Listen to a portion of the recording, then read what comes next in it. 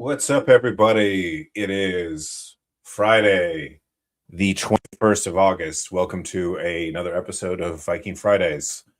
And today we are going to be covering, I wanted to, obviously, outside of the normal Q&A, I wanted to cover different things. Mainly the main topic is this kind of debate between Candace Owens and Andrew Wilson, which was hosted by Patrick Bet David over the Charlie Kirk debate, who assassinated Charlie Robinson and all that lovely stuff. And I think it's there's a lot of things involved in this, just because there's so many people who feel so strongly about this subject, which really kind of comes into a lot of things that involve conspiracy things, right? Conspiracy theories, right? When I say conspiracy theories, I'm not immediately talking down to anybody who maybe thinks that Tyler Robinson was a patsy or any other conspiracy theory out there, right? There's a reason why conspiracy theories are more popular, because we have proven things that used to be called conspiracy theories actually were true. And so because of that, right, I'm not immediately talking down to anybody, right? But there is a flip side to the fact that we have proven a number of conspiracy theories to be correct, which is good, right? It's good on the side of that, it leads people more credence to people who want to be skeptics, who have doubt about things, who want to use logic, be like, hey, this doesn't make sense. Well, the government's saying this. Well, they're not always true, right? I'm glad that that is the case. But what the flip side to that is because of it, now everybody's like, well, the government is just automatically lying, right? Or there's a conspiracy theory, right? And I'm going to tell you guys first and foremost, right? What the reason why I doubt some of these conspiracy theories, right? Because look, I think people are capable of anything, right? But when you think about when the conspiracy theories are about the government doing things, I worked in the government for over 2 decades, and I can tell you the level of competence that is required to pull off some of these alleged conspiracy theories, the government's too stupid to do that, right? And so that's usually my first initial, like when I come to it, they're like, people give it out these plans, like all these different things that takes so many different actors and intricacies and interconnections and all this communications to do this subtly, which requires such level of competence that the government, in my opinion, even at the highest levels, just really doesn't have. But that's neither here. That doesn't mean that you can't have it, right? So, all right. So before we get into this, all right, we're going to answer a few questions because our boy Bjorn7926 came in with, he asked, which soft officer path provides guys with tactical skills that rival enlisted? Which would you recommend, and does ground branch prefer officers? All right, so I would probably have to say that there's a caveat for this, all right? So you probably, as a Green Beret officer, probably gets to do the most tactical stuff, but it has a limit on it, right? Okay, so when an 18 Alpha, who is the Green Beret within an ODA, right? He's the officer. If he takes over a team, he immediately has a countdown timer. He is given 2 years to have that team, right? And while he's there, he gets to cross train. He gets to train with the team. He gets to basically be a member of the team. Obviously, he has additional responsibilities, but he gets to learn. He gets to do training with the Bravos, the Charlies, the Deltas, the Echoes. He's very involved with a Foxtrot job, which is the intelligence side of the Green Beret team. But unfortunately, for the 18 Alpha, unless there's extenuating circumstances, like he doesn't have a replacement or something like that, that 18 Alpha only gets 2 years of that job. And then after that, he will never take a job. So unfortunately, in the Army specifically, right, outside of a Green Beret officer, during his 2 years of team time on an ODA, you don't really get to do much as a commissioned officer in the Army. right? I don't know how much different it is in the other services, but I can tell you at the tier 1 level, especially at the tier 1 level, very few commission officers actually do operations at the ground level. When they are on operations and they are doing things, usually they're doing in some sort of administrative position forward, right? And almost all operations are done by enlisted. So if you're going to do an officer, I think the most well-rounded officer, just because Green Berets do everything tactical, they also go really well into intelligence, and not just like kind of micro tactical intelligence. They, especially when you're an ODA and you're in a battle space commander, or you're in a battle space, they actually get to touch on more strategic level intelligence and tactics. And I think that's pretty cool. You don't really get that really in any other tier 2 special operations organization that I'm familiar with. Obviously some do, but this is more of a generalization that the SF officer has the best path. Unfortunately, he just gets 2 years of team time. Like my brother was an 18 Alpha at first group, and he was a dive team officer. And the only reason that he got more than his 2 years time is because dive school, for anybody who doesn't know, dive school, SF dive school is the hardest school in all of SF. And all of his 18 Alpha replacements that have already graduated the Q course, already have their green berets, all his replacements kept getting sent to dive school, and they kept failing. So my brother actually ended up having a team for 3.5 years. And the only reason he didn't have it for longer is because he ended up getting out. And now he does all of security for a Nordic oil company for all of North America's operations. So he's doing well for himself, right? So he got the best of both worlds. And then, it's funny, he always be like, oh, I wish I would have went to the tier 1 level. I was like, dude, as a commission officer, you wouldn't have had the life that you thought you. I think he definitely made the right decision. So I hope that answers your question. All right. So how different is the culture and capabilities of Ground Branch compared to SMU assaulters? And how skilled are they at DA comparatively? Are they Apex? This is a fantastic question. And I like everybody to know that part 2 of my World Special Forces ranking tier video has been recorded and is currently being edited, and it will be out. It is my next video coming out. And in it, I cover Ground Branch. Ground Branch has made an appearance on this tier list, and I cover this exact question, but I'm going to go ahead and answer it here now. So how different is the culture and capabilities of Ground Branch compared to SMU assaulters? So Ground Branch recruits from mostly tier 1 and tier 2 operators, right? So you're going to get a collection, and then Ground Branch then takes those guys and then they train them to the highest level that they can, right? And Ground Branch shooters definitely get to probably to the same level or near to the same level as SEAL Team 6 and Delta. There is, probably maybe a slight, like slightly below SEAL Team 6 or Delta, but it's so close, it's really hard to tell, right? Where Ground Branch separates and has the advantage over the SMU is that the CIA operates under a level of authorities and less bureaucratic red tape, because it doesn't matter how awesome of an organization you are and how awesome your operators are. If you do not have the authorities to go and do stuff, it doesn't matter how cool you are if you don't ever get to do anything. So that is where Ground Branch takes a step above like Delta and SEAL Team 6 from a direct action point of view, because they have more authorities. The intelligence agencies generally can do more things because they typically operate under Title 50 authorities versus the military and Department of War, and SMUs operate under Title 10, right?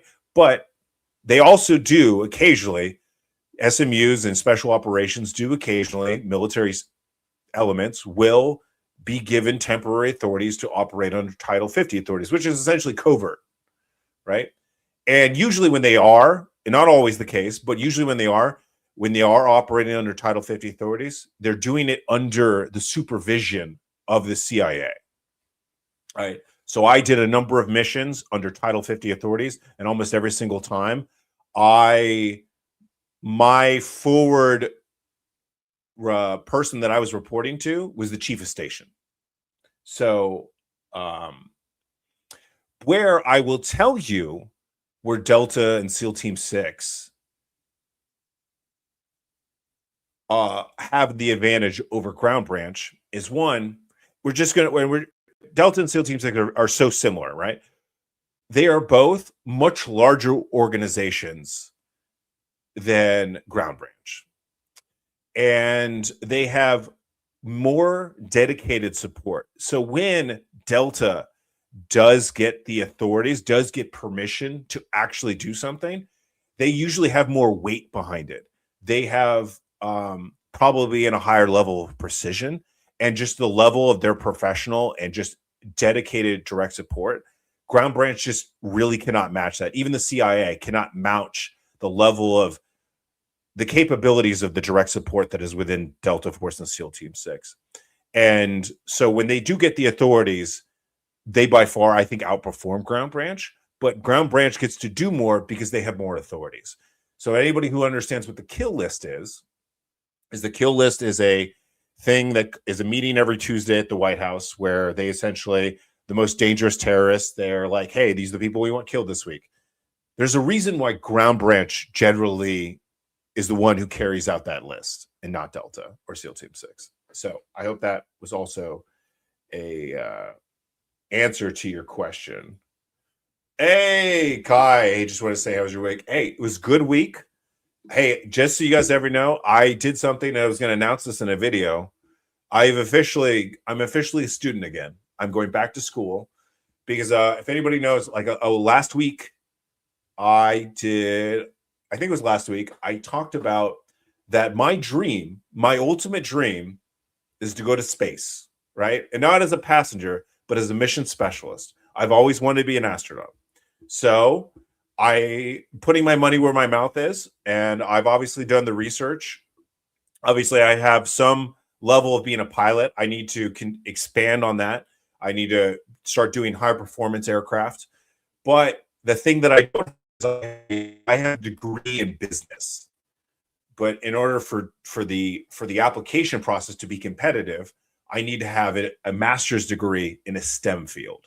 So I'm officially going back to school, and I'm probably we're working this out right now. I just finished getting enrolled. I got approved for my GI Bill, my benefits, and I'm probably going to get some master's degree in probably some type of aeronautical engineering.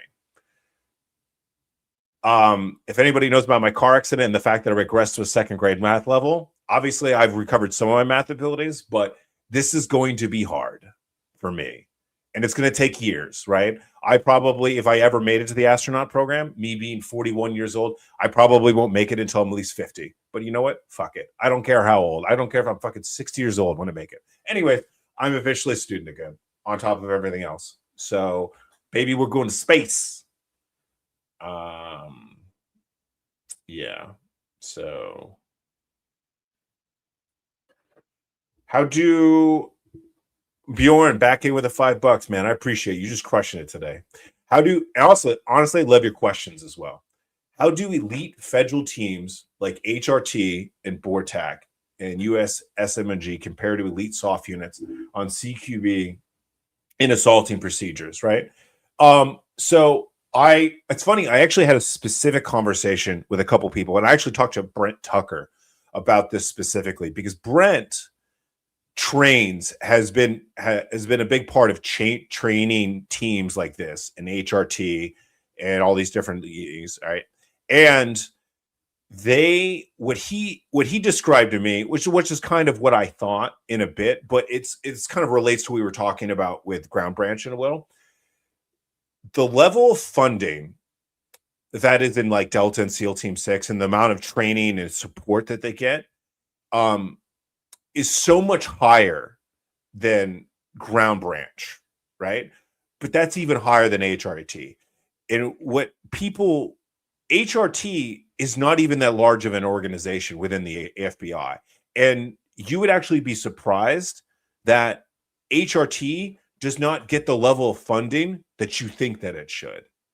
Right? That was one of the biggest surprises that everybody that I know, including Brent, talked about, is like they don't have the level of funding to keep their guys constantly trained like Delta. There's the reason why Delta and SEAL Team 6 are the best, because one, they've been almost given unlimited funding, so they can train every single day, day in and day out, get rid of all the distractions, give them the one thing, and they become the masters of that. Unfortunately, the civilian sort of counterterrorism, hostage rescue, HRT, BORTAC, USMS, SOG, they don't have the same level of funding and the same level of support, so they don't get to train as often, right?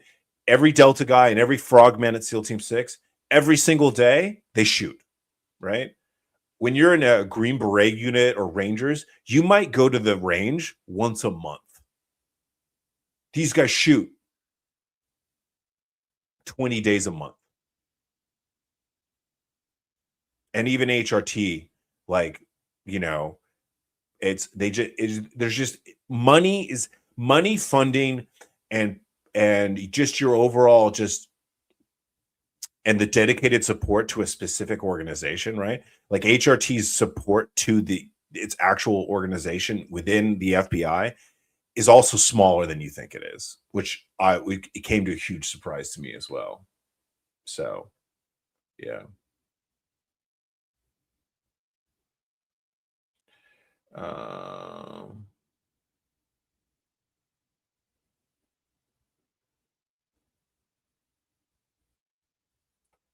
I actually love this quote, Mustafa. One of the greatest tricks is the devil doesn't convince you that he doesn't exist. Absolutely, right? And look, and the one thing we're going to get into as we start covering this particular video is that it's all about being skeptical, right? Being able to call people out, right? And be like, hey, here's the logic. This doesn't make sense. Absolutely, right? But there is, as you know, a level of, people can take things too far, right? Or just because like it's now fashionable to call things a conspiracy theorist, right? You're no longer a crackpot to be conspiracy theorist. Like you were at least labeled before. So, yeah. Because many conspiracy theories are true, but people don't believe. Absolutely. Some are absolutely true. But my point is that some, because conspiracy theories are definitely more mainstream and more accepted because we've proven a number of them right. Now, some people are labeling everything as a conspiracy theory, right?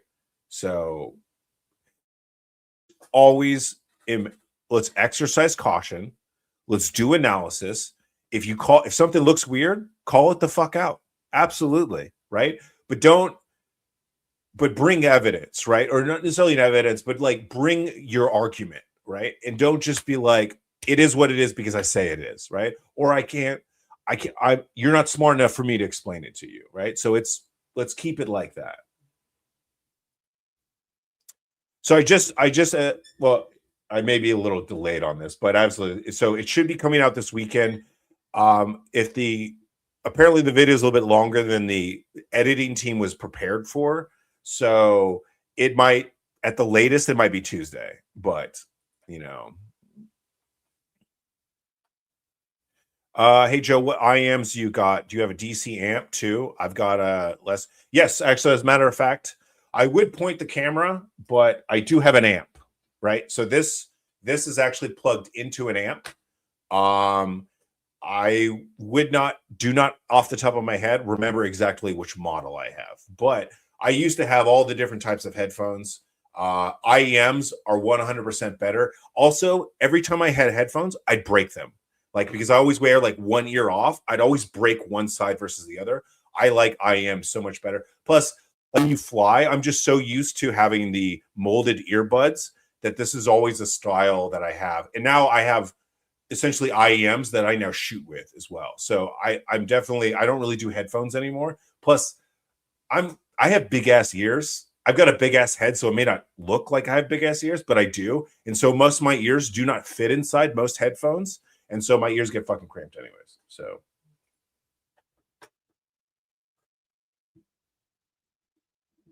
special military unit. Yes. Direct action is Canadian. Yes. Yes, Mac, you are correct. Southern Methodist University, SMU all the way, baby. That's what's up. Yeah. Kai, I feel so disgusted right now with myself. Got swamped with work and no time to work out for the week, but the money is good. So look, sometimes you're not going to be able to make it to the gym, right? But like, let the reasons that you don't go to the gym be legitimate, right? It's going to happen. There are going to be times you're going to be injured and you can't go to the gym. That's okay, right? As long as there are legitimate reasons. If you're trying to come up with reasons and this could persist for a long period of time, that's going to have some over long lasting negative effects, if you will. So if life comes first, right? Because look, if you have to go to work generally takes priority over the gym, right? If shit comes up and then you aren't able to schedule it, that happens, right? But if you never go to the gym because you're like, I have to go to work, I'm pretty sure unless you're working 20 hours a day or 18 hours a day, you have time to go to the gym. So if occasionally it happens, don't beat yourself up. But if you go a whole month and you're just like, oh, I can't go to work because that, just throwing it out there. Just trust me, we've all been there. Does Ground Branch prefer soft officers or enlisted? So majority of operators, all right. So the most all the shooters, all the assaulters, right? 95% of all the operators at a tier 1 unit are enlisted. So, and then majority of the operators at a tier 2 unit are officers as well. So when Ground Branch is trying to get the most, because one, the most operators in tier 2 and tier 1 are enlisted anyways. Plus they have the most shooting experience, even more of the commissioned officers who are within those units. There's definitely commissioned officers who can go to Ground Branch, make it, and do the operational role. But majority of guys at Ground Branch are going to be we're going to be prior enlisted, if you will, if that makes sense. Hey, appreciate you, brother. And how competitive is it to go to Ground Branch? It can definitely be competitive. It Ground Branch definitely helps. So one of the things is like you have to have a good reputation. So if you have somebody there already who knows you, that's going to help immeasurably. But even if they know you, they're still going to put you through the ringer and see if you can survive. And I know that there's been a number of people who talked about the specific thing about going through the selection process or the evaluation process for Ground Branch. Sean Ryan has talked about it. Dale Comstock. So it's definitely a very intensive and it's definitely hard, but to get it helps to have someone there already who will speak for you, who will at least get you that chance, which will allow you to be competitive. Because it can definitely be very difficult to get in a Ground Branch.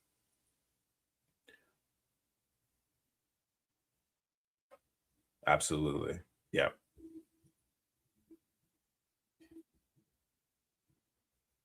Bro, I would 100% do Neuralink. Absolutely. Does anybody want to what exactly is the acronym? I forget what some of this is. It's the HRT for the U.S. Customs and Border Patrol. So it's their elite tactical unit. It stands for Border Patrol Tactical Unit, is what BORTAC stands for.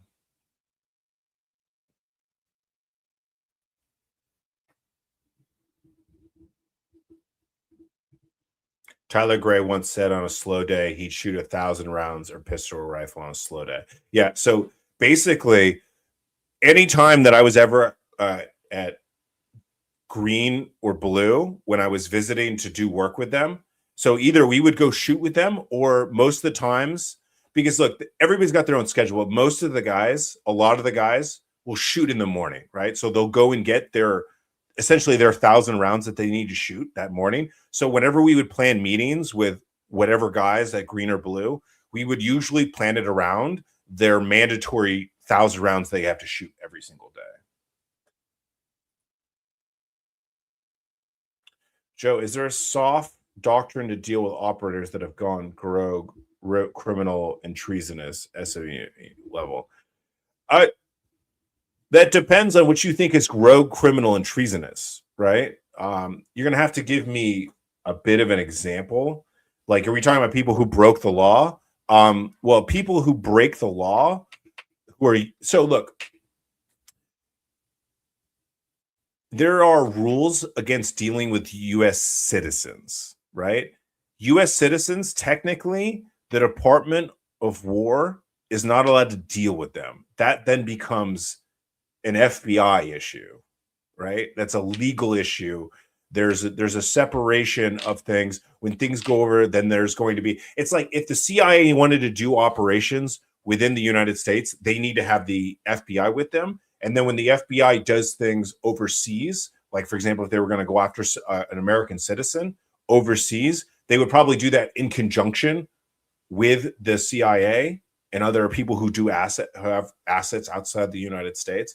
But it's a really weird area when you start dealing with American citizens. So typically, Delta and these other tier 1 organizations, if you have a problem with an American citizen or a former unit member, which is going to be a former American citizen, you're actually not going to be the one to handle it, right? There's a lot of legalities when it comes to this stuff.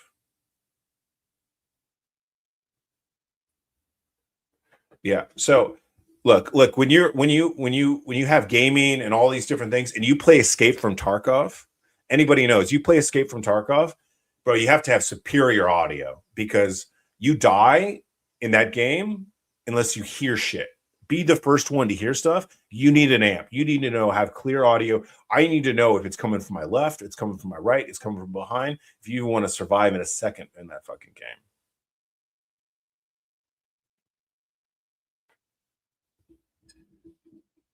Yeah. The Candace thing is very interesting, because I remember when Candace first came out, I liked Candace, and I'm not saying I dislike Candace, but I watched this debate, and then I watched other people's kind of like looks at it, and kind of just seeing how other people were analyzing the particular situation. So I found it interesting, and I'll point out some of the things that I'm not exactly the biggest fan of from both Andrew and Candace in this particular situation. Does Ground Branch primarily just work with host nation forces, or are they doing their own unilateral missions? Functionality, how does it look from other soft units? Okay, so that depends, right? So I'm going to say that Ground Branch it can definitely do things with host nations, right? And there are elements of Ground Branch that are going to be, hey, doing FID stuff, right? But when it comes to, it depends on the mission, right? The liability of using host nation forces. Like, for example, if we want to assassinate an HVT, we're probably not going to include, unless we legally have to, include a foreign nation. Why? Because there's so much liability when it comes to a foreign nation, a host nation, because we then have to, the second that the information that we're going to go hit a target gets into one person in the government, we now have to worry about it leaking out, and that compromising not just the target, but then people's lives could matter. So it all depends on the situation. Sometimes they do, sometimes they don't. It depends on the mission, right? And I know that's not, everybody hates like, oh, the depends answer, but yeah. What about the Delta guy that trained the cartel? Would Delta not be the ones to hunt him down since it was one of their own and their skills? No, typically not. It's typically going to be the FBI. and our legal services. Because so as a member of the Department of War and even the CIA, right? We are entities that operate outside of the United States. We specifically have laws, right? The only military organization that can technically operate on American soil is the National Guard, right? There's a reason for it. And there's actually a very good reason why the United States and the CIA are not allowed to operate on American soil, right? It could definitely be used and abused for so many different ways. Like we need to keep these separated. So because of that, right, that's where the FBI comes in. And that delineation involves American citizens overseas, right? If anybody understands what UCID 18 is and how the NSA, for example, the NSA, who can listen to, whoever, the one thing that the couple things that they're not supposed to is listen to American citizens, listen to people inside the United States, right? And if they're listening to someone overseas and they're thinking they're listening to Target, and as soon as then they start listening to an American citizen, legally they're not allowed to listen, right? At least not to the voice. Like there's the whole gray area of metadata and different things like that. But it is what it is. All right. Do you ever see MARSOC having a tier 1 unit or highly unlikely? Would be better for the nation to have more assault troops to free up Dev and CAG. I actually think that MARSOC will have a tier 1 unit, right? You got to think about it. Almost every tier 2 special operation has been, well, I use this as an example, right? So the Navy SEALs have DevGru. The Rangers now have RRC. The Green Berets can go to Delta. Rangers, technically, everybody can go to Delta. Everybody can go to ISA. It is what it is, right? I think it's just how we do things in the special operations community. Whenever we need a new unit, right, we grow that capability or we grow a new unit, right? And if MARSOC gets to the point when it's a very seasoned organization, it's like, hey, we've got some awesome capabilities. Let's take it to the next level. So instead of sending their best guys to Delta or ISA, they'll be like, hey, let's create our own tier 1 version. So I definitely think that it's definitely possible. And I honestly, if I was a betting man, I would predict that MARSOC will eventually create its own tier 1 unit, right? If you look at just how we've done things, I think it's only a matter of time. Yeah. Anybody who doesn't know Escape from Tarkov, sound is everything, more so than even what you see, because usually. Do you think it could have been explosive that got CK fateful September 10th, or was it shit blown upwards for the wind or the bullet? Andrew Wilson said. I'm going to be honest, I don't really know the answer to this question, and nor do I particularly have an opinion. I really doubt the men and women at the NSA spend their days at work listening to regular American citizen phone calls or spying to the web or browse history. So that is, you generally this is true, right? But what has been proven in the past is there have been intelligence agencies and the government has occasionally gone rogue, right? They have done things against American citizens, right? That's what, like one of the things that Edward Snowden came out with is that the NSA was, right? Just because we have these rules and these guidelines does not mean these intelligence agencies follow them all the time, right? And so there was issues with the NSA was spying on American citizens and doing more than what it was legally allowed to. Luckily, I think that has, in my experience of what I've seen, that they've not really done that. But your point about them having limited resources is true, right? Like that was always the thing that kind of me understanding how the inner workings of the NSA works and how the analysts and all the shops that they've got going on, how they could spend time spying on American citizens when we already struggle because look, we're trying to police the entire world. We're trying to keep intelligence ears on everything, and what limited resources they have because it doesn't have infinite resources. We were spending spying on American citizens. So I always thought that was interesting.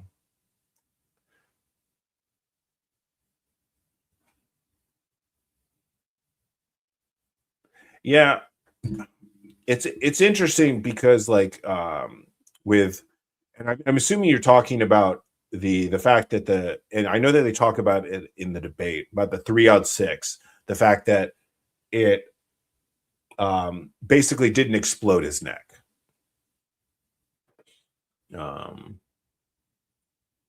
Hey, Quartz 51, I appreciate the brother.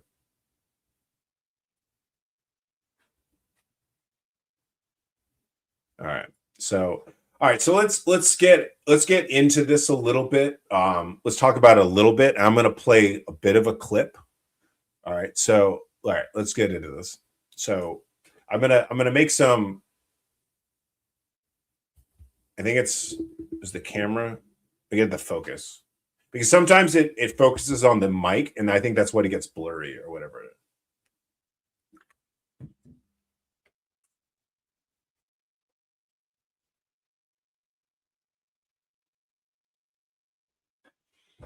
Did you watch the interview with Jack Swat, the former Swick operator? If so, what were your thoughts? It was interesting hearing the Swick guy's thoughts on Ground Bridge. I actually did not hear that. I'll definitely have to check it out just because I actually found one of the biggest things I found really interesting when I was at SEAL Team 6 was the relationship between the Frogmen and the Swick guys, which kind of blew my mind. Not that it blew my mind, but was really interesting. Yeah. So look, here's the thing. Look, I'm not saying, look, I'm open to conspiracy theories or whatever alternate things, and I'm not labeling it. I'm not calling it conspiracy theories because to talk down to it, right? I'm not giving it sort of a negative connotation. My thing is like, is it possible that this whole thing is Tyler Robbins was a patsy? Absolutely. I think there's always some level of possibility. I was not there. I do not 100% know what happened, right? But we have to deal with what evidence we have, what analysis, what logic we have, and then we go from there, right? Just try to keep an open mind, and we just kind of, and we make the best decision off of it. And I try to keep my feelings out of it. So, all right, so let's go into it. We're going to have a bit of a disclaimer here, all right? So I'm not interested in doing the typical internet thing where we decide who destroyed who and who won this particular argument. All right. I want to do the opposite. I want to look at the arguments. I want to look at the evidence. And most importantly, I want to look how each person had arrived at their conclusion and also based off of what their original stance was. Because I think it's actually the most fascinating part of the entire debate that this isn't really a show about Candace Owens. It's not about Andrew Wilson. It's about how we determine what we believe when we don't have the perfect information. And the only person who has the perfect information are the people who were specifically there. And now none of us were there. We can't be essentially 100%. And this is actually going to go back to what my main issue of this debate was. So, all right. So we're going to start with, let me pull this up. Let me find the timestamp. All right. I've got notes where I need to pull up the video. All right, so we're gonna share screen. Give me 1 second.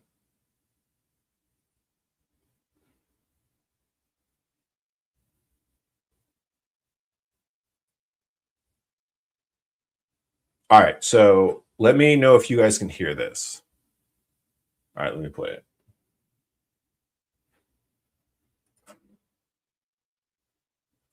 I just find it very convincing. I think that's what most people mean when they say overwhelming evidence. So I have a brief opening statement. All right, so what I'm trying to get at is the first section.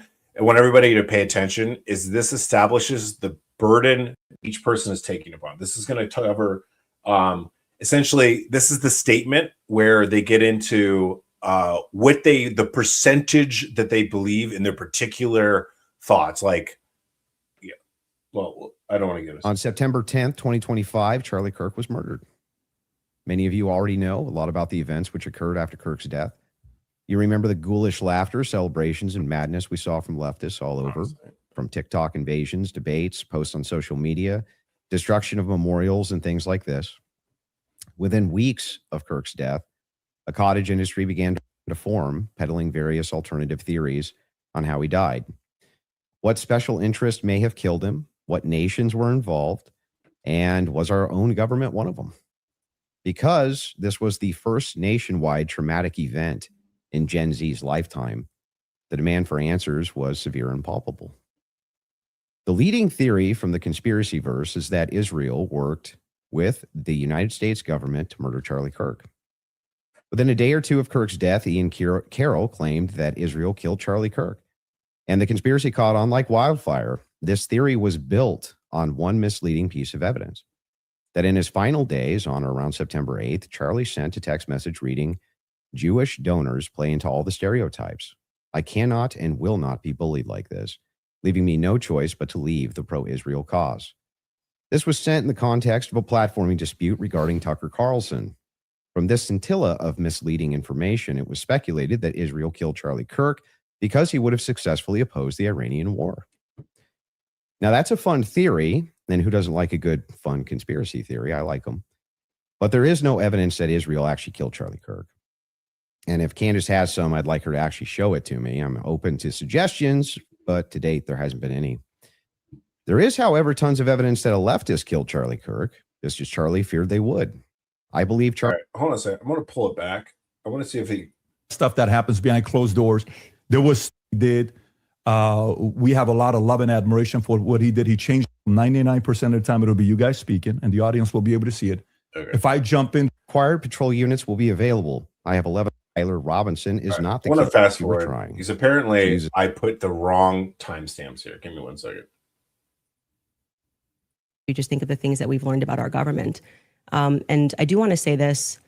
What's been the most disturbing element, I think, for everyone is that not only does the narrative not make any sense, which I'm going to demonstrate, I don't need to waste time with the preamble going through the points or trying to insult you or pretending that I've been running a podcast saying it's just dreams and vibes like I'm Miss Cleo. And that's the reason why it's taking so many influencers. It looks like $1 billion industry of influencers to dispute everything Candace says. Is not because I'm on my platform saying I had a dream last night. I don't think I think that diminishes you as an argument. Obviously, we have presented a lot of evidence. You just presented a text message and said, this is evidence. Well, that's how this entire thing began. You're talking about how Israel got into the conversation. It was because immediately after Charlie died. All right. Look, if I'm actually going to pull up a different video. All right. So does anybody know who Warren Smith is? So I looked up many different people as far as like, I have a better video. So I covered a number of different things, and I'm going to come back to this. I'm going to find the specific clip, but to speed things up, there's a video that kind of covers this particular area a little bit better. And it's a guy named Warren Smith. And I feel like Warren Smith, if anybody doesn't know what he is the Scholar Society. And one of the reasons why, if anybody doesn't know at this point, that I appreciate people who can try to look at things from a sort of unbiased way to point it and look at the logic, look at the argument, right? And he is one of my favorite. And of everybody who I saw cover this particular did analysis, I think he by far is my favorite. And so we're gonna watch his. All right. So I'm gonna, just because he covers it, I think, just because I somehow fucked up the timestamps, I apologize to everybody. But let's watch this. Andrew Wilson is playing a very specific game. Most people will not even see it. This has nothing to do with how I feel about either of these people. If you block out the noise and examine only the logic, suddenly you can see it in a different light. And I think that's the most important point, is block out what you may think about this between particular 0 to 100, what is the likelihood that you think Tyler Robinson shot Charlie Kirk and killed him? Based on the evidence right now, I don't know, I'd say 75, 85%. Candace? And then PBD turns to Candace, and this is the most important moment in the entire debate. 0%. 0%. I'm at 0. So With what we've seen in terms of the evidence, I'm at 0%. And that's the claim. She says there's a 0% chance. I mean, we're talking certainty here. you're not even saying that he didn't. All right. And where I feel like this is a bigger issue is later on in the video, which is blatantly obvious, is like this whole statement is what sets, I feel like, is the biggest issue and the biggest flaw, and particularly Candace's argument, is that she was not there right? Andrew was not there, right? So nobody should be 100%. Nobody should be 0% or nobody 100%, right? Her 0% is essentially the reverse of 100%. It's basically the same fucking thing, right? Because neither of them were physically there, they can neither be, right? So the point is at least Andrew acknowledges the fact that he's not 100% sure because he wasn't there, right? And when you notice this 0% that she claims is later on in the argument, right? Her defense of all her positions becomes, hey, I'm just trying to bring doubt. I'm just trying to bring another story, right? Which is completely fine. But it comes back to is if you claim 0% and then it wouldn't be 0%. At least make it 10, right? And I think this really is the biggest part that hurts her overall argument throughout this entire podcast. If that makes sense. And yeah, absolutely. I think there's a lot of good points right there. You'll see as we get farther into this is like, just think about this moment. Remember, he said 85% about, right? 0%. But then when we get to her other things, she's like, oh no, I'm just trying to bring doubt, right? Then say that like, hey, 10%, but she's so sure that he was a fucking patsy. Like nobody can be 100% unless you were fucking there. So that's my point, right? I mean, shoot Charlie Kirk. Right. I would, if you said, was he involved that day? As Right. I have consistently said on my platform, I would say, yes, he was. I don't know what role he played, but as the shooter, 0%. If you're convinced there's a 0% chance, there must be some evidence of that beyond just, well, I think there's room for error. Do you have any evidence for it? For what? My percentage? The fact that he didn't shoot and kill Charlie Kirk. Yes. I got excited. I was like, I'm going to learn something here because I want to figure this out. Based on the evidence she presents, I will change my mind. We should go over the actual evidence that we feel. The first reason that I think it's compelling evidence is that Tyler Robinson's rifle was found near the crime scene. That would be an example of material evidence. We have something we can actually point to. Now, you can claim there's more to it, and that's what Candace does with DNA. This gets into a really interesting debacle. You could have DNA.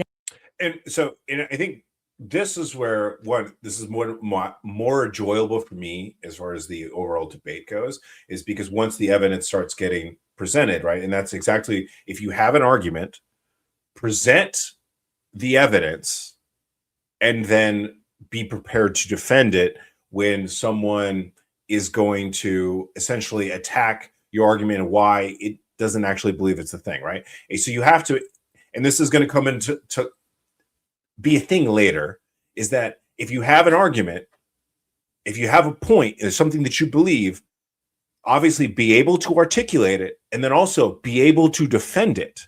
And if you give a sort of a point or a view and you are unable to defend it, or you refuse to defend it because of some sort of position of like, oh, I can't, and this comes up quite a bit. I was like, oh, I can tell you it is, but I can't make you understand it, right? This is a fucking cop out, right? And this will come in later.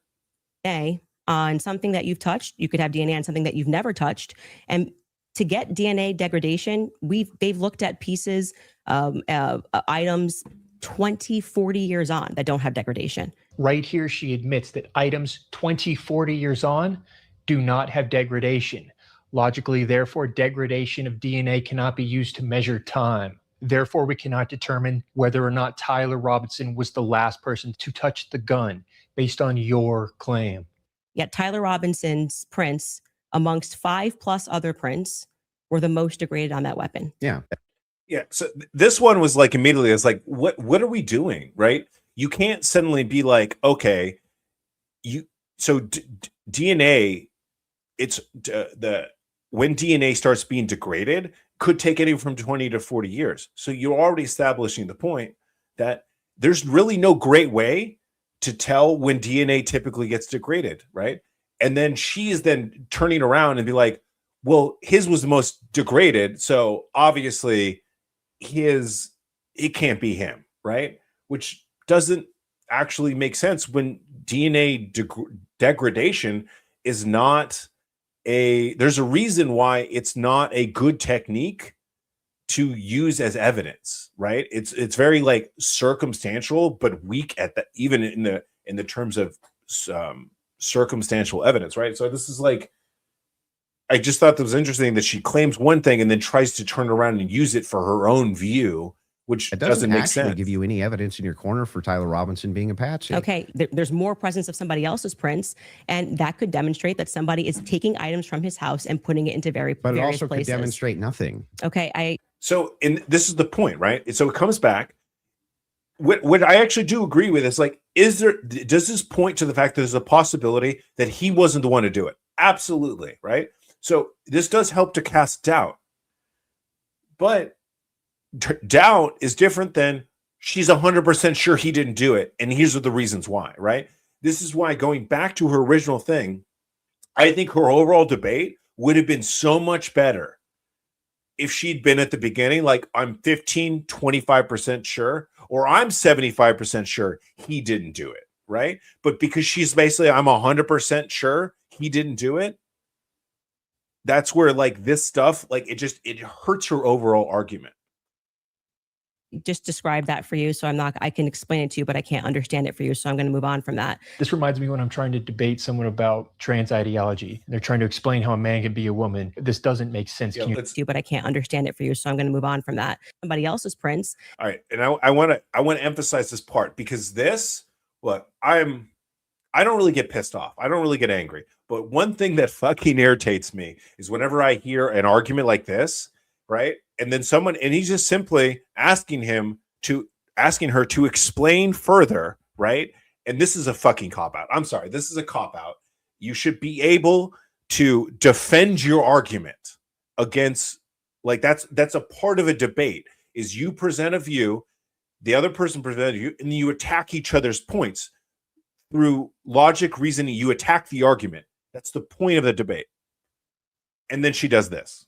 And that could demonstrate that somebody is taking items from his house and putting it into But it various also places. could demonstrate nothing. Okay, I just described that for you. So I can explain it to you, but I can't understand it for you. So I'm going to move on from that. What a fucking cop-out. So he asked her, he's poking holes in her argument, which is a part of a fucking debate. And then she is like, hey, I can't, basically, that's such a fucking cop-out. Anybody who's ever been in a debate, right? You have to defend it. You have to be prepared to defend it. If you can't defend it, if you don't have the ability to defend it, you have no fucking argument. It is what it is. This reminds me when I'm trying to debate someone about trans ideology. They're trying to explain how a man can be a woman. This doesn't make sense. Can you explain it again? I can't understand it for you. I can only explain it to you. This science is very obvious, Warren. I don't know. Absolutely. I like that. Smartest person in the room syndrome. Complete and utter fucking bullshit. It's one of my fucking pet peeves for arguments and debates. Like, oh my God. It irks me. Why people seem to think this is some gotcha. The entire basis for why you think that there's evidence for Tyler Robinson being the person that took the shot is based off of a hearing under Utah 1102 rules, meaning that they are doing the exact same thing that I am doing. That's a big moment. If we can't listen to anything that could be categorized as hearsay, we can't listen to your claim that someone in the French government told you about an attempted assassination plot, because that would be hearsay. And what that means essentially is the people who are making the statements can just say, Patrick told me that he did this on Monday. Patrick's not here. And that is, they can allow that into the hearing. The entire preliminary hearing was hearsay. Yeah, I'm fine with your inferences. But no, you just literally. And so we're going to get a part where it's just like, this particular part is where he's trying to, like, look, he's not 100% sure, right? He has his own doubts. And where he's trying to attack her argument is her logical jumps to sort of her leaps to conclusions, right? Her logical leaps, if you will. And he's trying to, in order to kind of poke holes in them, he's trying to properly characterize them.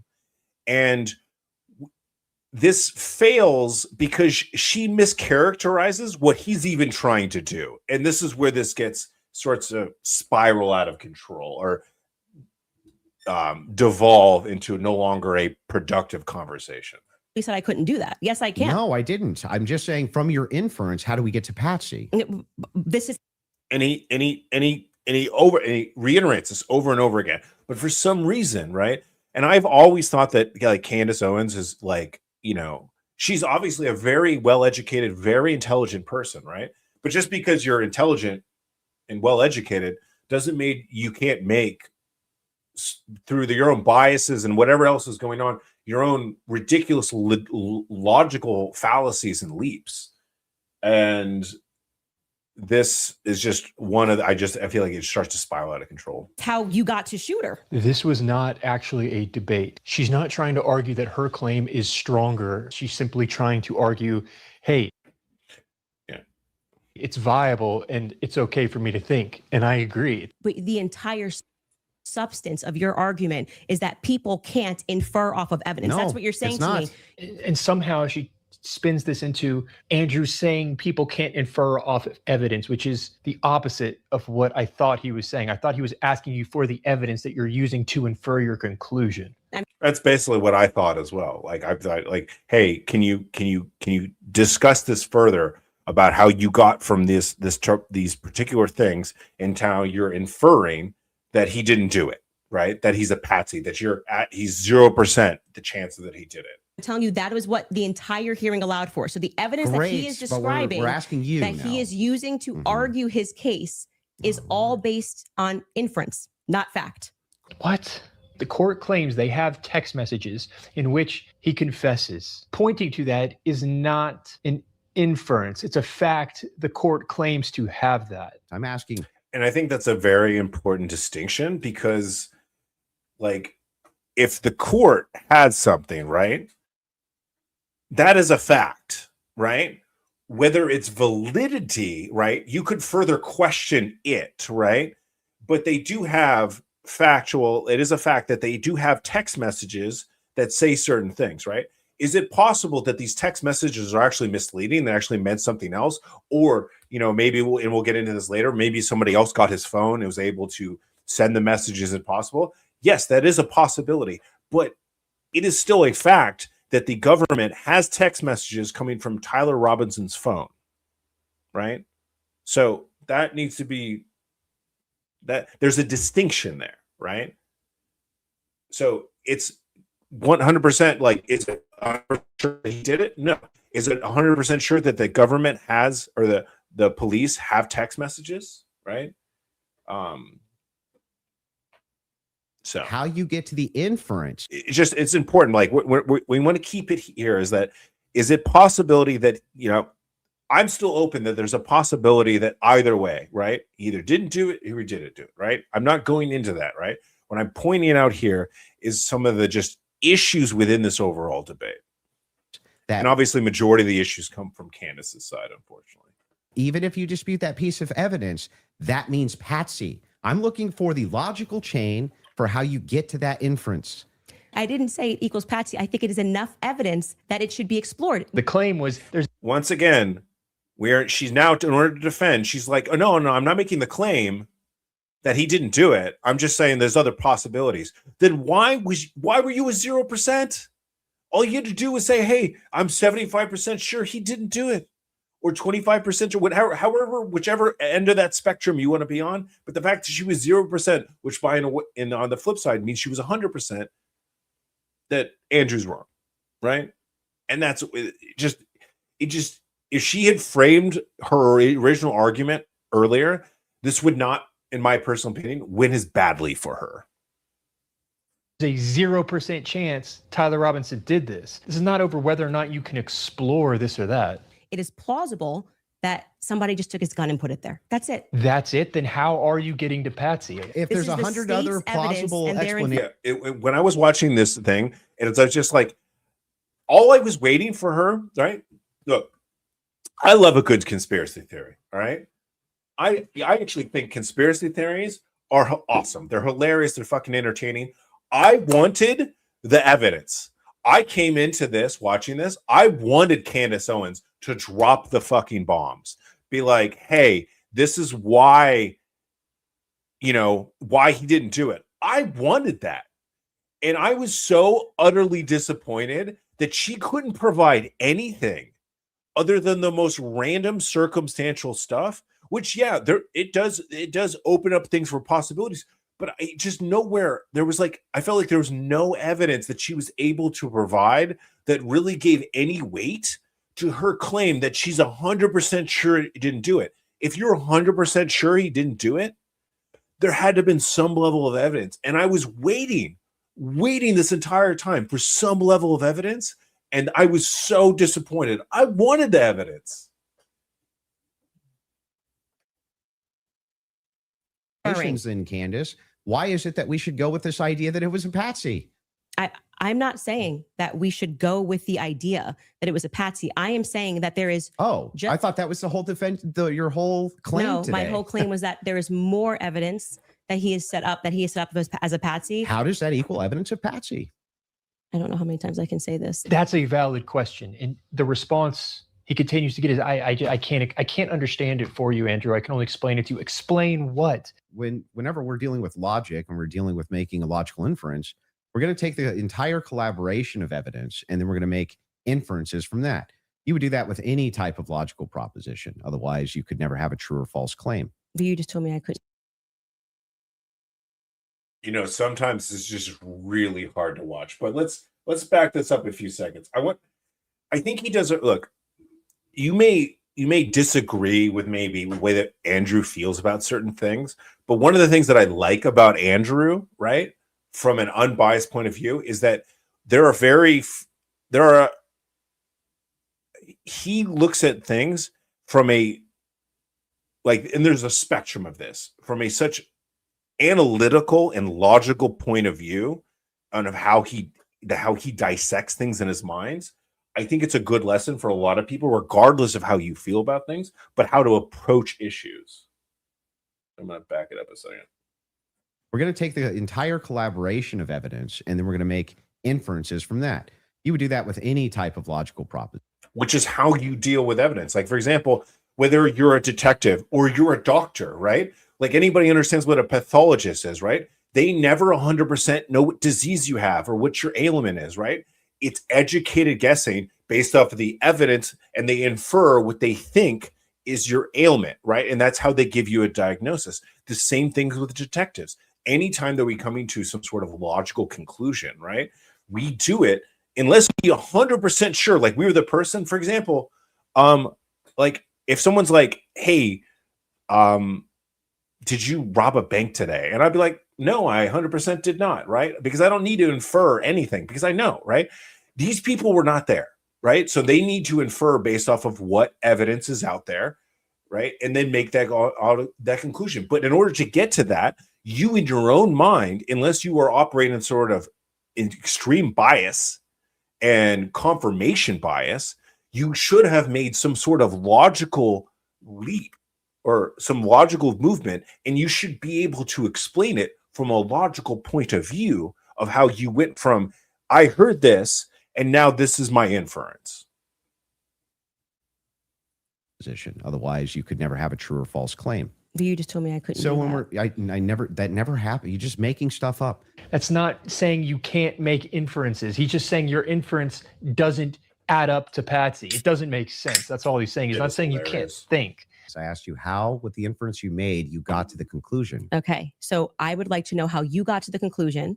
And I'm just going to throw it right back at you because for some reason you permit yourself to do it. And that's what I'm demonstrating is that you permit yourself to do it. Mm-hmm. And then you say, when I do it, it's a conspiracy. But what about Andrew Wilson's inference does not make sense? Confession, gun found, DNA, security footage, inference. Which one of those doesn't make sense? If you're asking for my inference, why I think it's Tyler Robinson's, because Tyler Robinson said in his text messages, you notice that she asks for his inference. And what does he immediately do? He explains his inference. He explains his logical pathway from the stuff that he hears to now what he believes is his logical conclusion, right? We didn't have to spend 10 fucking minutes to get this. She was asked, and then what does he do? He does it. The entire time she was fucking fighting him on this. And I think that's one of the, when you were looking at this from an unbiased way, and if you were just looking at people who understands how proper debates are done, it is who one is more prepared to have an actual good faith debate in this particular thing. So let's listen to his inference. You'll be able to see me on security footage at the campus. Said it in his own messages. On top of that, twigs, yes, you can pull them up if you want to fact check that. He did say. On Yeah, top I would. of I'm that, sorry. I actually think I really did miss that. I'm not saying you're wrong. I just Yeah. I don't remember him saying you're going to see me in. I'm in paraphrasing. footage. Phrasing, Can but we it was pull that close to up? it. Yeah, If I you don't- may I feel- have I it. think if that's you not can right. pull it up. Right there, she said, "Yeah, I don't think that's right." It was me. Look at the pictures from the surveillance Oof. footage. It was me. Okay, I Oof. literally said to you, "It's not an oof." I said I didn't remember this, and I'm happy to have. She's angry with the oofs. He's like, oof, oof, right? Like, look, look, there's nothing really here specifically about like, oh, I got you moments. All right. I think the whole fucking I got you thing is so fucking stupid anyways, right? But it just, once again, he's bringing evidence, right? But even like, look, there's no even after this debate, nobody is 100% sure what have actually happened, right? But in this debate, I think there's a great lesson of logical processes, right? And there's a reason why, luckily, in the last couple of years, like we're kind of getting past this culture war and the woke era, right? Like logical arguments are now being allowed to happen. And the tactics that Candace was using, unfortunately, have been essentially what the woke left, right? The reason why we kept having some stupid fucking ideas and nobody would put them down was because of this type of thing, right? Like these using logical fallacies, debate fallacies, and unable to bring, if you have an argument, be able to defend it. And if you can't defend it, it's not a fucking argument, right? And if you are going to get upset every single time that someone attacks your argument, then you have no business even presenting a fucking argument. Fact check on that. Okay, I didn't call for the And stop being fucking snide. It just makes you look fucking bad. fact check saying you're wrong. I literally said I Okay. don't remember. He does look fucking smug as fuck, right? I will give him that, right? He does look a little smug, but in his defense, if I was in his seat, the way that she's been so kind of just slightly just kind of nasty towards him, and then she's like, "Oh, I don't remember that," and then boom, not only does what gets pulled up is pretty much what he says, it actually is worse than what he said, Remember that. Well, which is where the oof comes from. whatever. Okay. So when we're talking about the messages themselves, they seem totally valid. I have no idea why they wouldn't be valid. And I have not heard any good explanation for why it is that these messages should even be questioned.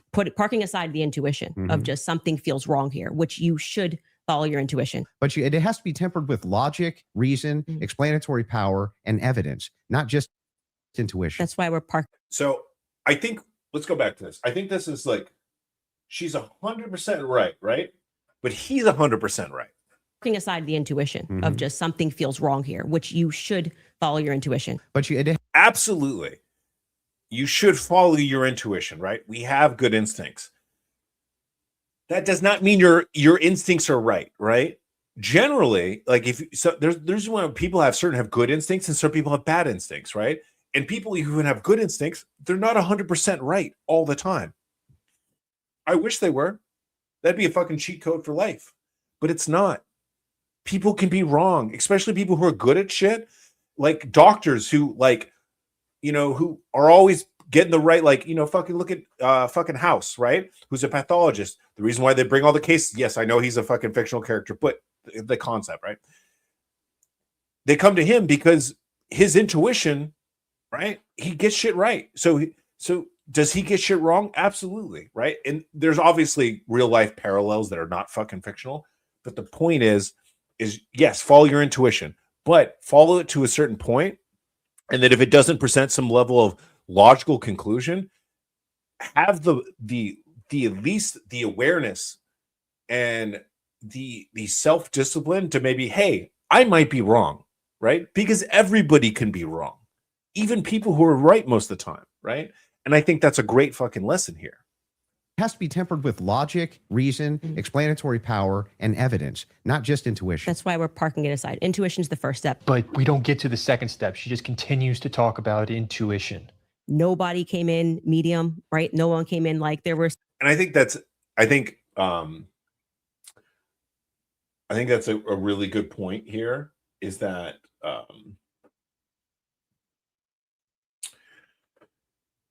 that you need to get to the next level, right? And because if your intuition is not supported by any sort of evidence, then you are just out there just thinking thoughts that have no sort of logical basis, right? And if you have a theory, cool, awesome, right? But at least if you are going to present it as some sort of argument, it's just a theory, right? And if it's a theory, I'm going to keep coming back to this, then it's not 0% or it's not 100%, depending on which way you're looking at the issue, right? And once again, this is what screws up her entire argument, is that initial statement at the beginning is, did he do it? 0%, right? Because it's just a theory and she has no way to logically back it up. And by her just claiming this 0%, if she just claimed it was 25% or even 5%, this would have went a lot better for her. Some interesting aspects. This was a little suspect. But I do think it's enough to go to trial. They all came in like they were passing away and we're going to die. Yeah, it probably was a bad Trusting example. their but, intuition. Okay. I guess we still haven't parked it. All right. Parking that aside. Parking Okay. aside just your general intuition that sometimes might be sec messages. What did she just say? Could there be someone who logged into his Discord with sec messages? Your intuition. Okay. I guess we still haven't parked it. All right. Parking that aside. Parking Okay. aside just your general intuition that sometimes might be sec messages. What did she just say? I have no idea. Could there what be she just someone said. who logged into his Discord? Could there be someone who logged in to his Apple? I mean, it's possible. It is possible. Look, I will give her that this is a possibility, right? Is it a possibility that somebody else sent the text messages? Absolutely. These are all possibilities, right? And until there's evidence saying otherwise, it's just a theory, right? Do we have any evidence indicating that? George could be sending text messages right now. We are married. He has every login that I have. And remember, he's up for a death sentence. Yeah, this is actually Vera. I think this is a good comment, because I think this is good something to bring up, right? Vera says it's called pattern recognition, right? Okay. So pattern recognition is something, right? But pattern recognition, there's a reason why pattern recognition is not evidence, right? Pattern recognition falls into what are probably more on the side of intuition, right? Things that help to lead you down. Like, for example, if you're a detective and if you want to, find, whatever the evidence in the case, you use pattern recognition as a tool in order to lead you to more evidence to support your overall theory, right? But pattern recognition is never evidence, right? It is a tool that will eventually lead you to eventual evidence if the pattern recognition eventually is true. So I think that that's definitely, and what she's talking about is pattern recognition, and that's completely true, right? And there's nothing wrong with that. And I think that's a great way to think about when you're looking towards things and you have a theory, everything like that. But at the end of the day, you need more than pattern recognition as evidence, right? Especially if you claim that there is 0% chance he didn't do it, right? You are 100% certain he didn't do it. All right. Once again, keeps coming back. She fucked her own argument. So there's room for doubt. Andrew even says that himself. That's totally fine. That discovery was not met by the time we got to preliminary hearing. So I remain unconvinced by these text messages. Just as you feel convinced by them, I feel unconvinced by them. Okay. Remaining unconvinced is different than saying there's a 0% chance he pulled the trigger. That's convinced. What convinced you? We never get to the thing that Yes. And once again, we keep coming back to what when you got this particular evidence, right? Or you heard this, and then you went to this conclusion that 100% he didn't do it. Give us the logical conclusion, right? Or how how you got to that in your inference and how it got to such a certainty, right? And the fact that she cannot explain it. She refuses to, basically. She either can't or refuses to. It doesn't really matter. That is the problem with this whole debate. Am disputing. Well, I was just providing an answer. We were coming back in from a break. It didn't look like she wanted to have a debate. She just needed to make it through this thing. And she's very good at that. Here's the questions that I have. And I would actually agree with our boy Marcel on this, that it just seemed like she was just deflecting the entire time, which, yeah, like just get through the interview, get you a couple gotcha moments for the, which obviously that's what they were both trying to do, is get some gotcha moments so they could get, go viral and everybody be like, oh, Andrew Wilson destroyed Candace Owens. Candace Owens destroyed Andrew Wilson. I'm here for the actual evidence and the debate. And I honestly was very disappointed by the whole thing. Specifically, I wanted some good stuff from Candace. I wanted the evidence. Oh man, I love a good conspiracy theory when it comes out true. Oh, that shit's amazing. Wait, before we get into that, I would like to just reply to that. Mm-hmm. So just to be clear, we agreed to debate our claims, and then I agreed publicly that I have no issues having a conversation with you about other things that I've discussed that were outside of the court hearing and things like other evidence that's come across our lap and things that we've been speaking about. But I just do want to make it clear to viewers that for whatever reason, you think that you have a right to sort of depose me. I'm not deposing you. I just want to ask you some questions. She's walking a tightrope here. She's not trying to argue that her claim is more viable than Andrew's. Because you kept saying I'm Joe Rogan. Then why would she make the claim that she was 0%? It just keeps coming back to that. But hey, I do want to bring up this comment from our boy Michael Rapier. Pattern recognition can lead you astray as well. People often see faces on things that don't have faces. The mind is conditioned to see faces, but don't be talking to a true because of the bark pattern. This is 100%. This is a great comment. All right. And I'm gonna piggyback on this, right? Can you guys know what the worst type of evidence is in like court, right? It's eyewitness testimonies, right? We have done research and there have been psychological studies on eyewitness testimonies.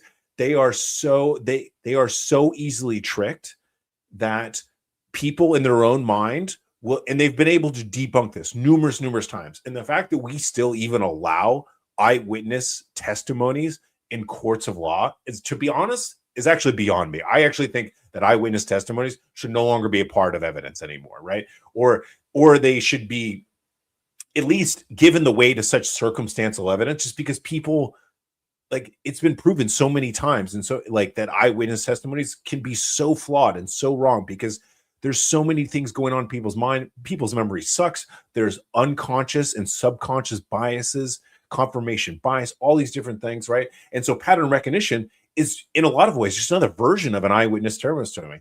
I can only trust so much that goes on in somebody's mind, and it's not evidence, right? And that's the thing. It's a tool. Pattern recognition is a tool in order to lead you down a path to hopefully if you find evidence. But if your pattern recognition leads you down a path that at the end of that path, there's no evidence, you should rethink your pattern and come at it with a new theory. That's how you do this. This is how detectives work. This is how you go, and this is how we do in intelligence, right? If I'm trying to find a target, or I'm trying to track somebody, or I'm trying to create intelligence, I will use pattern recognition all the time. 100%, I have led pattern recognition, led me down the wrong path. And you know what? I get to a certain point, I'm like, hey, this didn't work.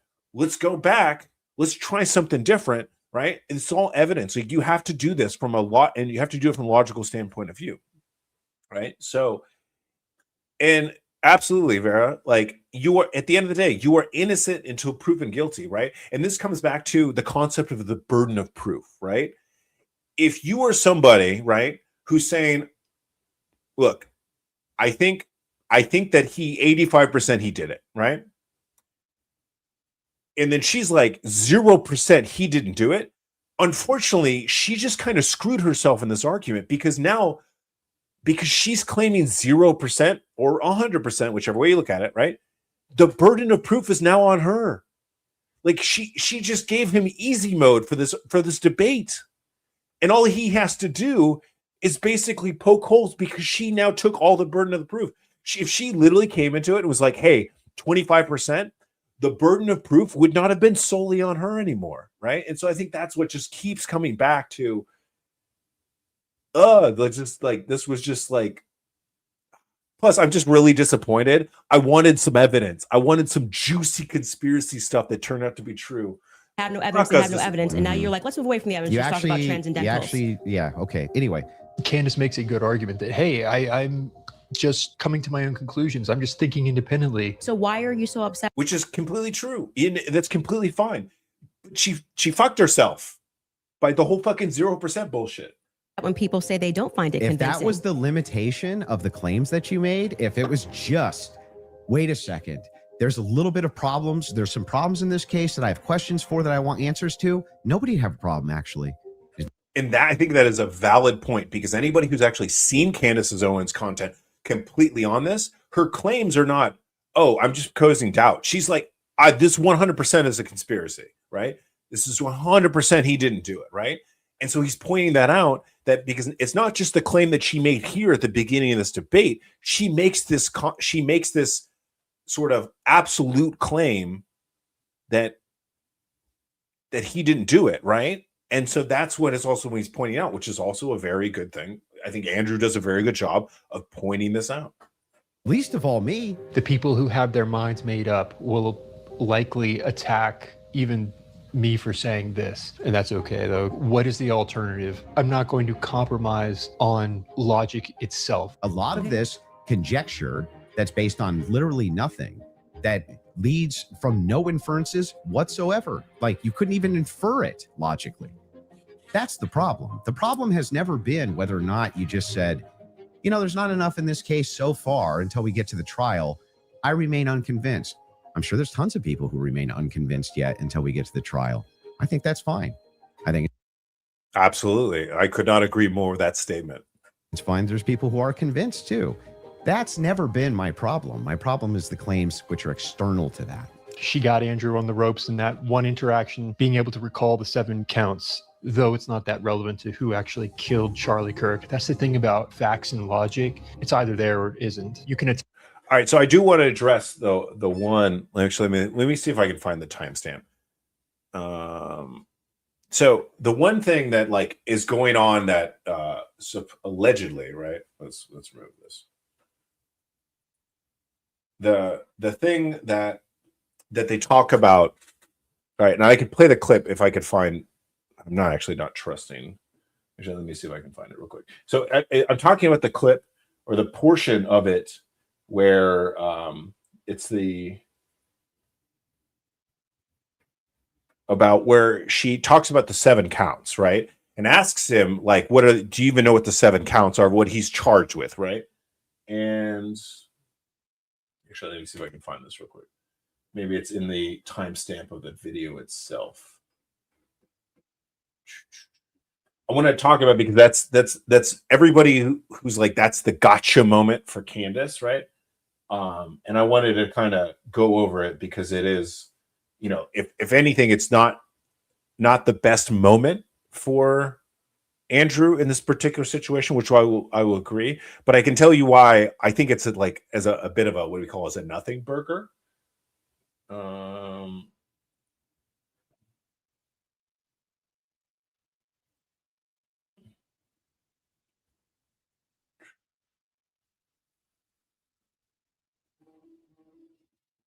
All right, I don't see the thing. Let me see if it's in my notes on here. Give me 1 second. Sorry. You'd think that I would be more.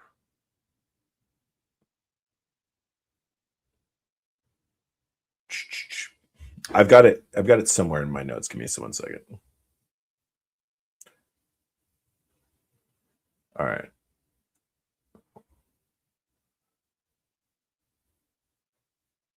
All right, so it's allegedly at 3:26. Let's see here. All right, so let's see if this is the proper.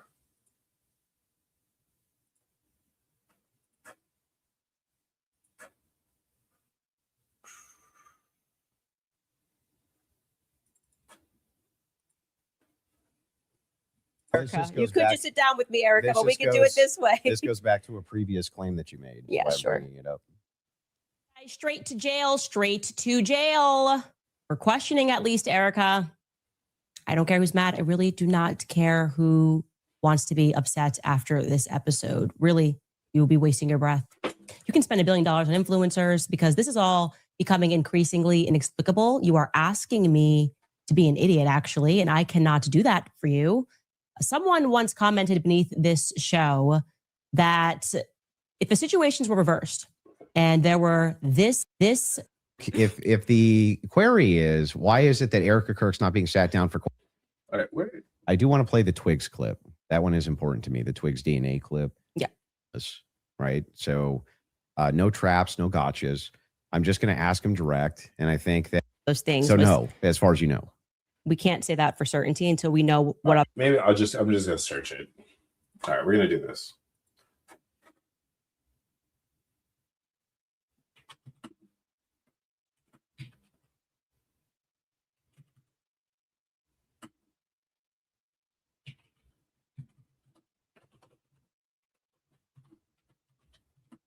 Oh, 1 second. We're just going to pull it up.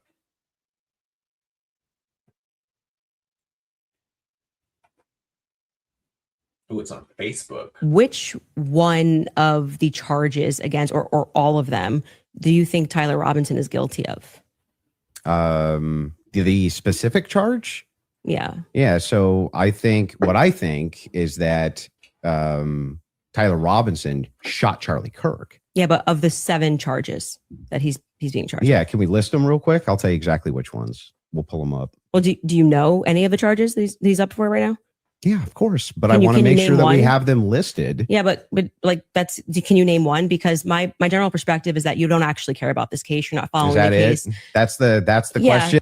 All right. So her claim is that if he does not 100% know the exact charges off the top of his head, he doesn't care about the case. All right. So that's essentially her claim. You're just not following it enough. It seems pretty like if you're going to engage and you're going to say the evidence is overwhelming that Tyler Robinson is guilty, I just think that you should. Like, right. Can you tell me one? Then let's do the counter.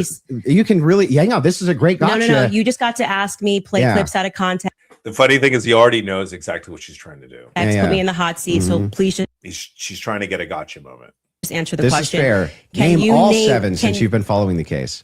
Okay, sure. You name one. Yeah, you named all 7. I'm happy to do that, but can you name one? I think he's been charged with murder. That's actually incorrect. Okay, great. Now name all 7. He doesn't even. This is like name all 7. Well, and I can you name all 7? I can. Then do it. Sure, you don't have to do it. No, do it. I'll count them. Go ahead. You don't have to put your fingers up. Okay, hang on. Name them. Yeah, sure. Name them. The first charge is aggravated murder because that's what carries a death sentence in the state of Utah. No, Next. that's not. That is literally not murder. Okay. All right. So here's my issue with this particular thing and why I really don't think it matters. And I'm not. Look, the whole point is I really don't care who actually like if it turns out Tyler Robinson didn't do it, I'm not going to be butthurt about it. Right. I just want the truth to come out. And I think there's a possibility it could go either way. Right. But I want to discuss more of like from a debate standpoint of view. Right. So remember, the debate is not whether.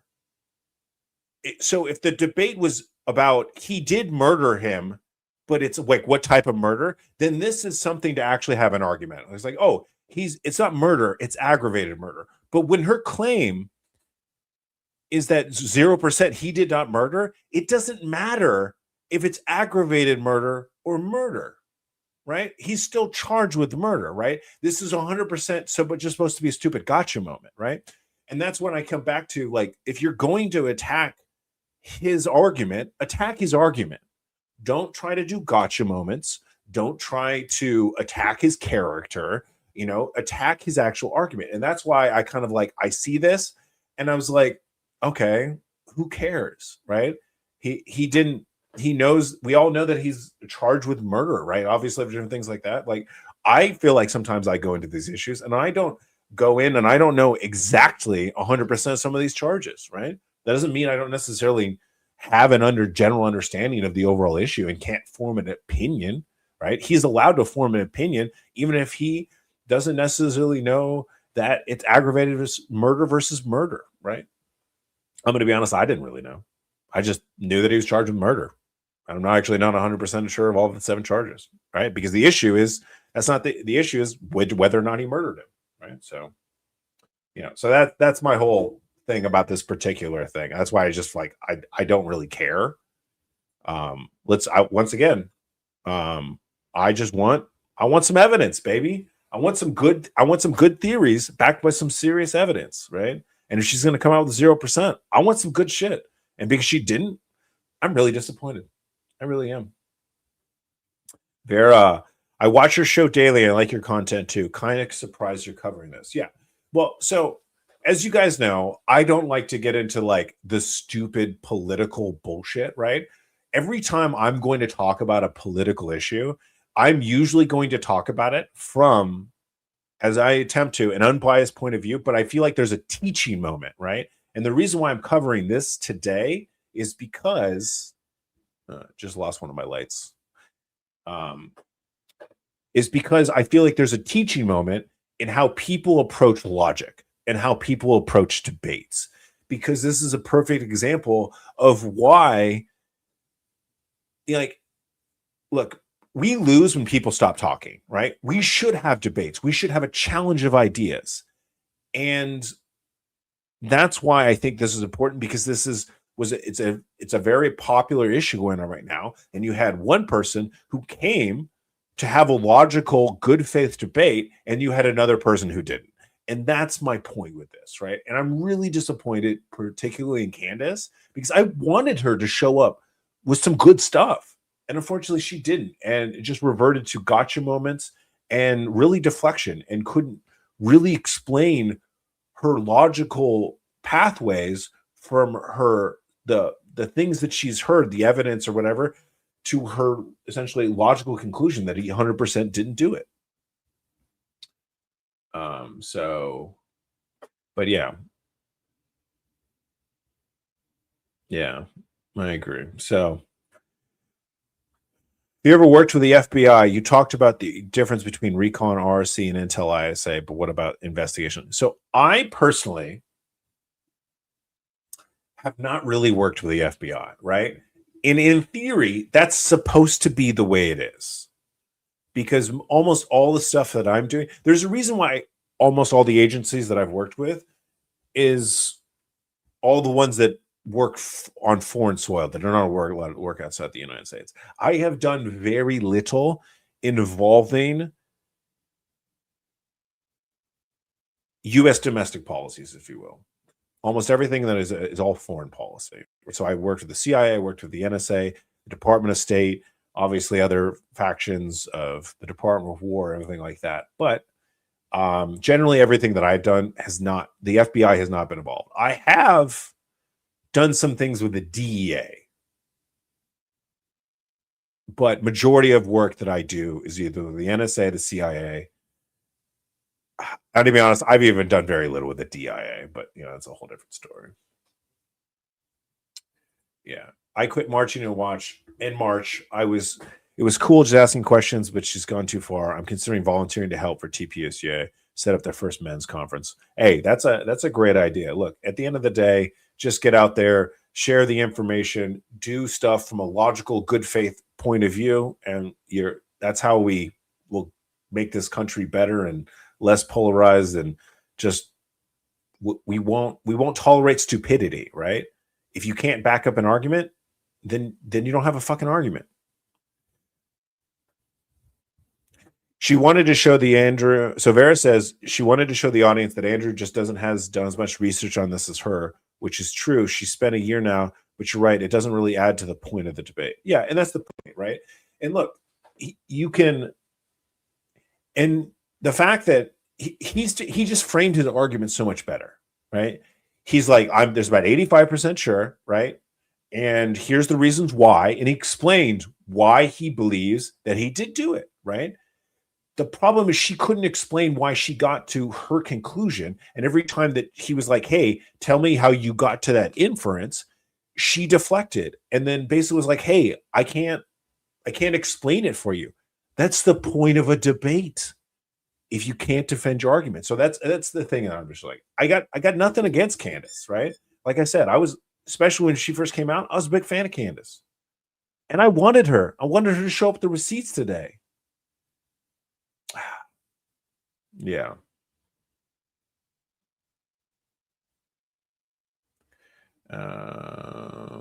Let's see.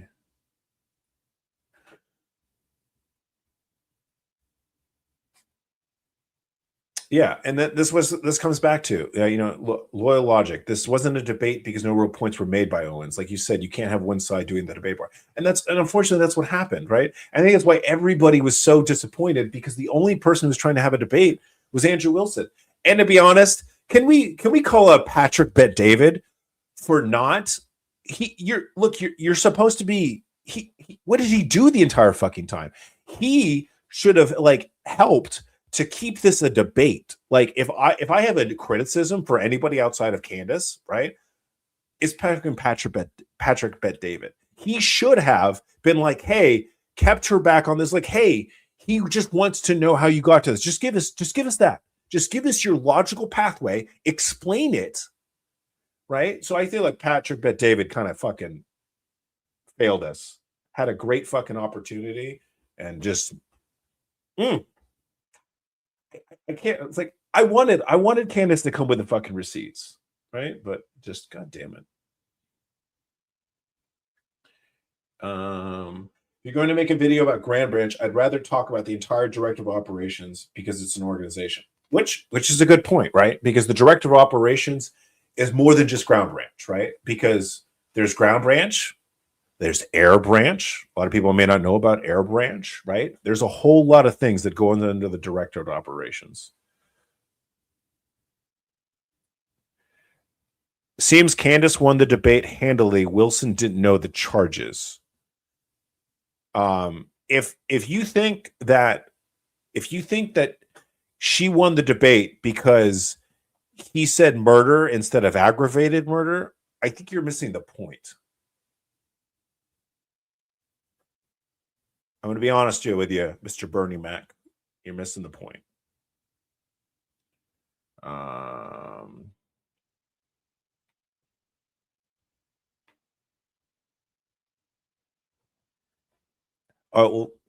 Andrew was the only one able to present his argument and defend it. Was there an ad break? Look, so you guys know, I actually don't control the ad breaks. The ad breaks on lives actually happen. YouTube does them on their own, right? So that's a part of this. Like I set how many ads, like what's the frequency, there's 3 settings. It's like a lot, balanced, or little. And I always just set it to balanced. So yeah, it is what it is. But so I don't know. Were you guys disappointed as I was? Like I honestly, like I said, I'm gonna reiterate this. I thought I wanted Candace Owens to come out with some good stuff. I wanted her to bring the evidence. I wanted Andrew Wilson to be wrong, because that shit would have been hella entertaining. And I love when a good fucking conspiracy theory is proven right. I love that shit. So, but anyways, all right. So unless you guys have anything else, we got a bunch of stuff to do. We got a bunch of things in the works. I am happy to announce that I was contacted in a roundabout way from Andy Stumpf, Mr. Cleared Hot Podcast, that he responded to to my video where I did a reaction to him and Sean Ryan, and he responded in a very positive way, and I have been invited on his podcast, and so I'm probably end of September, I'm going to go up there and go be on his podcast. So I'm really excited that, because of all the YouTubers in the vet community, Andy Stumpf is one of the people that I respect the most. So I'm actually really excited about it. So, and then also we've got a couple other projects going on right now. I can't tell you exactly what it is right now, but there's a project which I'm really looking forward to. That's going to involve a bunch of other tier 1 guys, Dale Comstock, Brent Tucker, and we're possibly putting together let's call it a dream team of soft guys and tier 1 operators to put on a specific project for a bunch of people who would like to learn some actual valuable skills. So that's something that's in the work. And I hope that everybody has an awesome weekend. And the part 2 of the World Special Forces ranking video will be out in the next few days, and CIA Ground Branch is in it. So anyways, I hope everybody has a great evening, and I will talk to you all later. Thank you for stopping by, and thank you for all the support.